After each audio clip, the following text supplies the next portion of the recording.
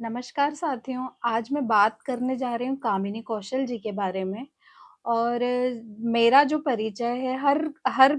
व्यक्ति का जो है वो फ़िल्मी कलाकारों से जो परिचय होता है वो अलग-अलग समय पे अलग-अलग माहौल और उस तरीके से ही होता है। तो मैंने जब से जानना शुरू किया मैंने उन्हें एक बहुत ही सहनशील माँ के किरदार के रूप में मनोज कुमार की फ़िल्मों में देखा या एक भाभी जो बहुत ही कर्मठ है, सहनशील है, घर के लिए वो एक स्त्री जो घर के लिए हर तरीके के परिवार के लिए हर तरीके का त्याग करती है, इन्हीं भूमिकाओं में देखा। पर 14 नवंबर को अभी उनकी डेथ हुई, तो मैं उनके बारे में पढ़ रही थी, तो काफ़ी इंटरेस्टिंग फैक्ट पता चले जैसे वो एक बहुत ही संभ्रांत परिवार से थी लाहौर के, उनके पिता प्रोफ़ेसर थे, उनके एक भाई डॉक्टर और दूसरे भाई फ़ौज में थे और उन्होंने खुद बीए किया था और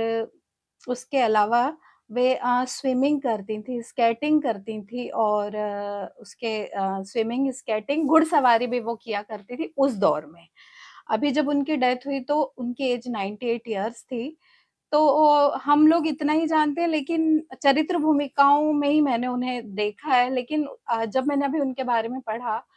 अ, रेडियो पे उनके नाटक को चेतन आनंद ने सुना और जो चेतन आनंद थे वो कामिनी कौशल जी के भाई के दोस्त थे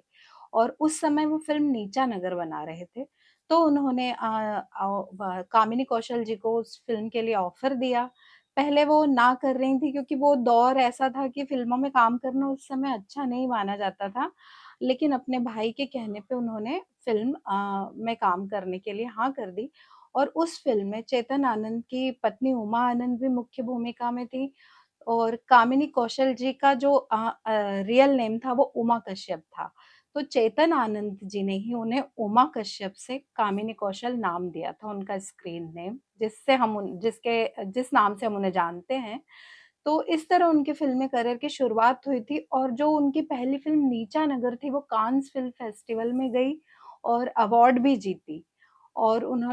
उसके बाद उन्होंने ब्रेक लिया और उसके ब्रेक लिया और उनकी बड़ी बहन की एक्सीडेंट में डेथ हो गई थी, तो उन्हें अपने जीजा जी से शादी करनी पड़ी और इस बीच थोड़ा ब्रेक रहा उनके उसमें, फिर बाद में वे राज कपूर के साथ उनकी फ़िल्म जेल यात्रा आई। देवानंद के साथ जिद्दी, दिलीप कुमार के साथ शहीद, नदिया के पार, इस तरह उन्होंने बतौर हीरोइन भी इन फ़िल्मों में काम किया और